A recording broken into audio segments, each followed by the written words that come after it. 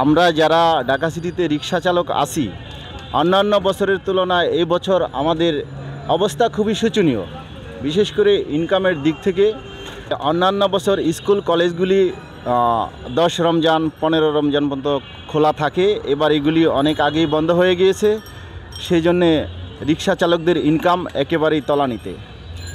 আর সমাজে যারা মধ্যবিত্ত আছে তারা তো এই পেট্রোল চালিত 3 চাকার দিকে তাদের কোনো দেয়াল খেয়াল নেই, তারা তো উপরতলার মানুষ। যারা রাস্তায় দিন যাপন করে তারা কিন্তু ঠিক মতন ইফতারও খেতে পায় না, ভালোভাবে চলবে তো দূরের কথা, ইফতারও খেতে পারে না। রিক্সা চালকদের দুঃখ দুর্দশার কথা আপনাকে আমরা বললাম। চাহিদা প্রতিটা মানুষেরই থাকে, ধনী গরিব মধ্যবিত্ত, কিন্তু যারা গরিব মানুষ তাদের চাহিদা তো কোনোভাবে পূরণ হওয়ার নয়। গরিবের পাশে দাঁড়ানোর মতো জনগণ বাংলাদেশে খুব কম আছে। যারা বড় বড় কথা বলে তারা গরিবদের দ্বারে কাছেও আসে না, শুধু গরিবে থেকে যাচ্ছে। বৈষম্যর জন্য অনেক কিছু বলা হয়েছে, করা হয়েছে, কিন্তু বৈষম্য নতুন করে আরও তৈরি হচ্ছে। তো ভালোই যায়, এবার গাড়ি এসেছি ঢাকায় নতুন, ভালো যায় কি খারাপ যায়।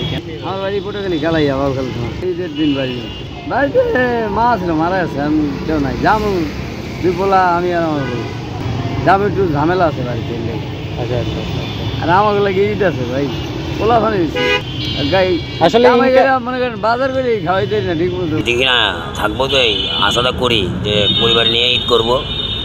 হ্যাঁ, আল্লাহর রহমতে একটু ভালো হয়ে যায়। আমরা গরিব মানুষ, যতই পারি তাড়াতাড়ি চালায়া, গাড়ি চালায়া যা পারি তাই তো বাল বাচ্চাকে দেই। দেখি না বাজারটা আমাদের অনেক খারাপ, দেশের অবস্থা অনেক ভালো না, অনেক কাজ নেই গা, বহুত অসুবিধা আছে। মানে এমন খ্যাপই হয় না, গাড়ি অনেক প্রচুর হয়ে গেছে গা, অন যাত্রী পাওয়া যায় না।